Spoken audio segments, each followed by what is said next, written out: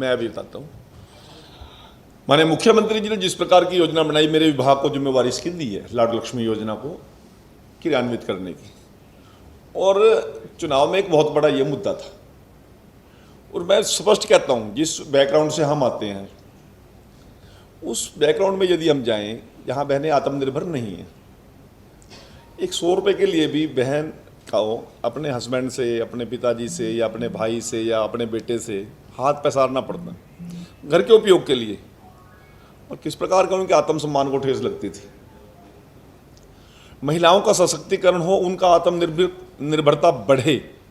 और मैं दूसरी बात और कहता हूँ, यदि पुरुष के हाथ में 10 रुपये आएंगे तो हो सकता है कि घरेलू उपयोग में ना आए। यदि बहन के हाथ में 10 रुपये जाएंगे तो वो कोई ना कोई घरेलू उपयोग में ही उनका उपयोग हो। नहीं सुनो, मैं ठीक बोल रहा हूँ, मेरे को पूरा करने दो। आपके विचार अलग हो सकते हैं डेमोक्रेसी में। मैं ये कह रहा हूं कि उनका सशक्तिकरण करने के लिए 21, मैं आपको अलग एक बार पूरा करूं, प्लीज मैं पूरी करूंगा, मेरे को पूरी आपको सेटिस्फाई करूंगा, मैं सुनो से बताऊंगा। Please please please please please please. तो वो घर की मजबूती को और ताकत देने के लिए बहन के हाथ से पैसा लगेगा, और उनके हाथ में पैसा जाना महिलाओं का सशक्तिकरण करेगा। और जब महिलाओं के हाथ सशक्तिकरण होगा तो उसका प्रदेश और देश को मजबूती मिलेगी। तो जो आपने सवाल किया है वो हम 25 तारीख को पूरे प्रदेश के अंदर सभी मंत्री, केंद्रीय मंत्री और हमारे माननीय मुख्यमंत्री जी उस ऐप को लॉन्च करने जा रहे हैं। वो ऐप ऐसी ऐप होगी कि बहनों को किसी भी CSC सेंटर पर, किसी भी सरकारी कार्यालय में 2100 रुपये के लिए अपने आप को अप्लाई करने के लिए एप्लीकेशन देने की आवश्यकता, कहीं पर जाने की जरूरत नहीं है। उसी के स्मार्टफोन पे उसको हम अपलोड कर सकते हैं। अब दूसरा सवाल आता है कि बहनों को जो 1 लाख रुपए से कम आमदन वाली बहनें हैं उनके पास स्मार्टफोन कहाँ से आए। उसमें एक बात है कि किसी के पास एक फ़ोन भी है, 20, 25, 15 बहनें भी अपने आप को उसमें अपलोड कर सकती हैं। स्वयं अपलोड करना नहीं आता, बेटा कर सकता है, भाई कर सकता है, पति कर सकता है, बेटी कर सकती है, और यदि कोई पड़ोसी भी है वो भी कर सकता है। इसको हमने सुविधाजनक किया है, क्योंकि CSC सेंटर में और सरकारी दफ्तरों में उनको लंबी लाइन लगेंगी, परेशानी होगी। ये बहनें अपने घर में अपने छत के नीचे बैठ के ही इसको अपलोड करेंगी। और जो आंकड़ा आपने कहा है 1 लाख से नीचे की आमदन वाले बहनों का 19 से लेकर 20 लाख के बीच के अंदर ये आंकड़ा जा रहा है। असली आंकड़ा आएगा तब जब ये ऐप को वो अपलोड कर देंगे, तब होगा। और 1,80,000 की बात करें या 3 लाख की बात करें, वो आंकड़ा लगा। फाइल हमने अलग अलग बनाई है, हमारे डिपार्टमेंट ने 1 लाख वाली बनाई है, 1,80,000 वाली बनाई है, 3 लाख वाली बनाई है। यदि हम 1,80,000 तक जाएंगे तब कहीं जाके हम 39 से 40 लाख तक पहुंच पाएंगे, और यदि उससे ऊपर जाएंगे तो फिर 48-49 लाख तक बहनों को इसमें बता रहा हूँ। एक विषय धीमान जी का विषय रह गया। इन्होंने ये कहा था कि 1 लाख तक की जितनी आमदन वाली बहनें हैं उन पर हम अब तक जो आकलन हमारा आया है 4,932 करोड़ रुपया वार्षिक खर्चा होगा। अभी बहुत सारी ऐसी महिलाएं जो दूसरे प्रदेश से आई हैं, हरियाणा में भी आई हैं, वो लोग ना भी डोमिसाइल सर्टिफिकेट बनवाने को लेकर बहुत लंबी लाइनें लग रही है। तो क्या ऐसी महिलाएं भी जिनका इससे तुरंत अभी बना है डोमिसाइल, उन्हें भी इसमें मतलब इंक्लूड किया जाएगा? या परिवार जो 15 साल से, उसका हस्बैंड या उसका परिवार जब 15 साल से हरियाणा का डोमिसाइल है उसको हम लाभ देंगे। मंत्री जी मुख्यमंत्री के पद को लेकर लगातार विपक्ष के नेता उस गरिमा को जो है ठेस पहुंचाने का काम करते आए। बजाय ये कहा जाता है, खुले मंचों पे ये कहा जाता है कि मुख्यमंत्री है ही नहीं, मानते ही नहीं। क्या कहेंगे सर? जिन लोगों की आप बात कर रहे हो, जब उन लोगों को ताकत मिली, उन्होंने प्रजातांत्रिक सभी पोस्टों को पैरों से कुचलने का काम किया। जब उनकी अपनी सरकार थी उन्होंने अपने विधायकों का सम्मान नहीं किया, अपने मंत्रियों का सम्मान नहीं किया, मौजूदा मंत्रियों को उन्होंने मुंह काला करने का काम किया। आज वो लगातार सत्ता से बहुत दूर हैं, कोसों दूर, और कभी सत्ता के नज़दीक आ भी नहीं पाएंगे। इस प्रकार की बयानबाजी कर रहे हैं वो। चलो ठीक है, मैं समझता हूँ कि उनके दिमाग में ये बात आई है कि मुख्यमंत्री को मैं मुख्यमंत्री मानता ही नहीं। ना मान भाई, कोई फर्क नहीं पड़ता। आपसे किसने पूछा, किसको जरूरत है आपसे को आने की? 48 विधायक जीत के आए हैं, नायब सिंह सैनी जी के फेस पे हमने चुनाव लड़ा, उनके नेतृत्व में जीत के आए हैं। 30 से 32 हमने नगर निगम, नगर परिषद, नगर पालिकाओं में हमें बहुमत मिला है। इसी प्रकार के अन्य जितने भी चुनाव हो रहे हैं, हर जगह समर्थन और आशीर्वाद लोग हमें दे रहे हैं।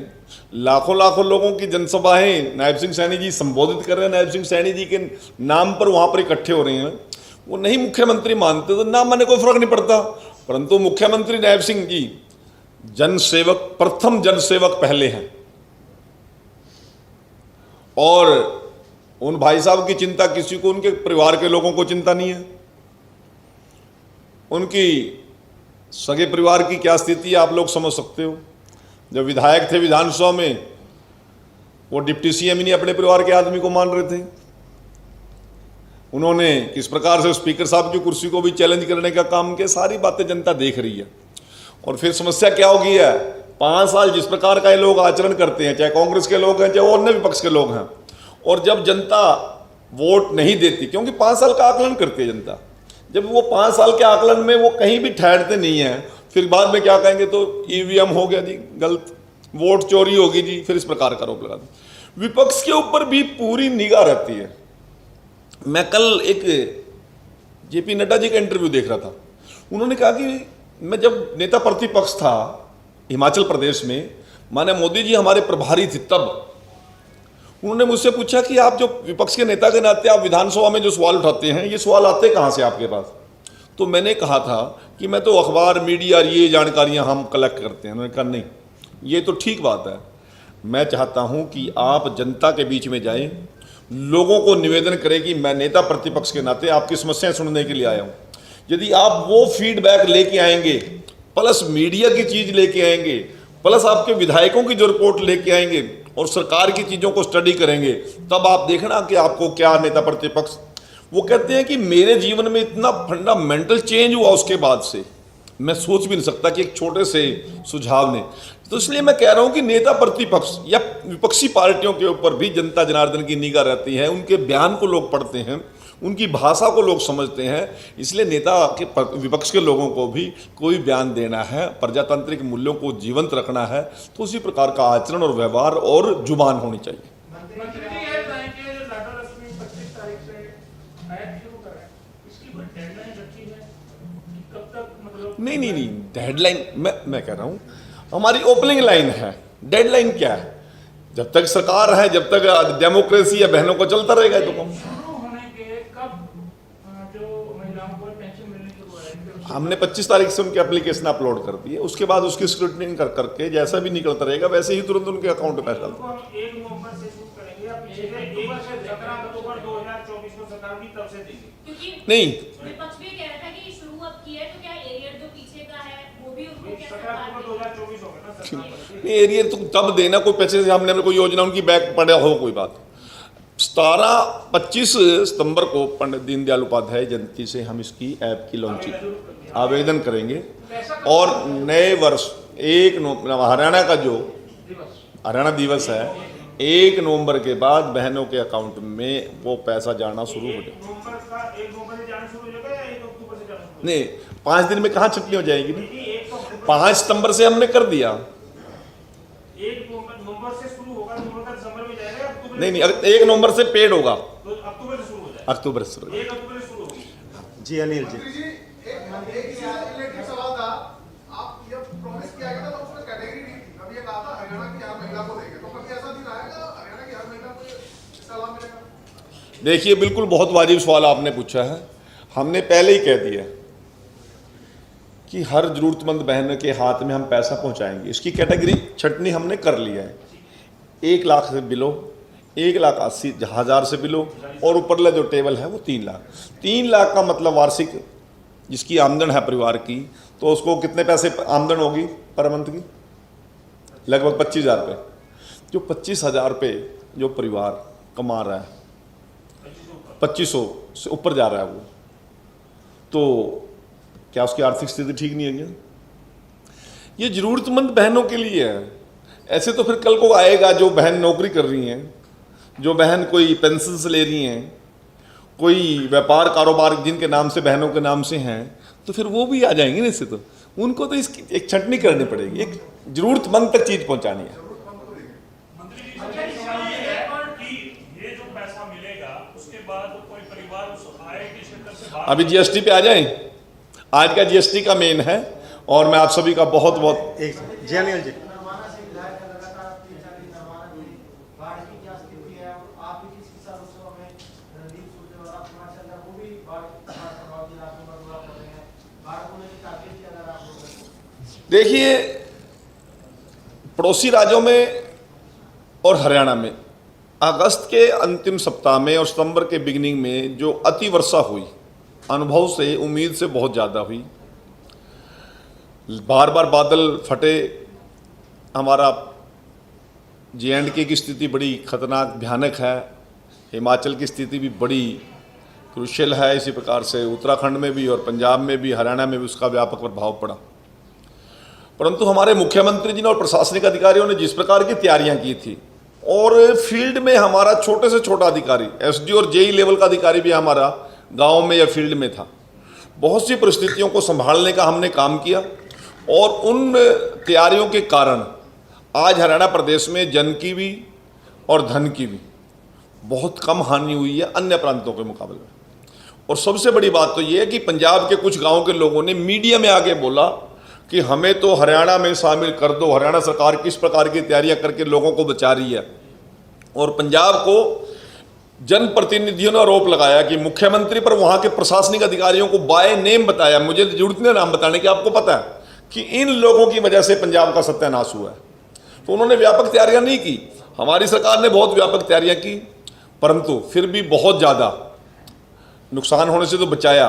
परंतु जिनका भी नुकसान हुआ है, मुख्यमंत्री जी ने किसान को भी, किसी गरीब का मकान टूट गया उसका भी, किसी के मकान में क्रैक आ गया उसका भी, फसल के साथ साथ छोटे दुकानदार की दुकान का नुकसान हुआ उसका भी, किसी के पशु का नुकसान हुआ उसका भी, बकरी तक का हमने तो कह दिया कि छोटे किसी मजदूर की किसी की बकरी भी यदि पानी के कारण या बाढ़ के कारण वो मरी है तो उसका मुआवजा भी हम देंगे।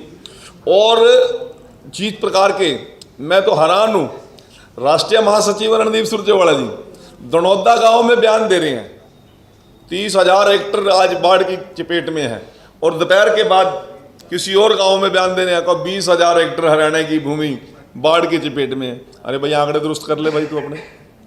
और जिस प्रकार जिस जगह पे वो खड़ा होकर नायब सिंह सैनी सरकार को कोस रहे थे, वहीं पे 9 मोटरें खेत में उसी लाइन पे लगी हुई थी और वो सारे की सारे पानी हम ड्रेन में डाल रहे थे, वहीं पे खड़ा होकर। वो एक पत्रकार ने दिखा भी दिया, कहते जी आप कह रहे तैयारियां नहीं सरकार की, सरकार ने तो एक जिस जगह पे खड़ा होकर आप बोल रहे हो यहीं पे 9 मोटरें। दनौदा गांव के अंदर 90 मोटरें और इंजन सरकार के द्वारा लगाए गए। बाकी सरपंचों को कहा कि और व्यवस्था की जरूरत है तो आपको बजट की कमी नहीं है, और व्यवस्थाएं आप कर लें। हर गांव के अंदर इसी प्रकार स्थिति है। तो आज हरियाणा के जिन लोगों का जो भी जनधन हानि हुई है उसकी हम संवेदनाएं भी हैं। सरकार उनके साथ बिल्कुल एक मुश्त खड़ी है। क्षतिपूर्ति पोर्टल हमने खोल दिया है और उसको आप लोग अपलोड कर रहे हैं। जहां पर वो अपलोड नहीं कर पा रहे लोग, हमारे पार्टी के लोग, हमारे बूथ अध्यक्ष, हमारे मंडल की टीम, हमारे शक्ति केंद्र के लोग उनकी जाके मदद कर रहे हैं और सरकार के लोग भी उनकी मदद कर रहे हैं।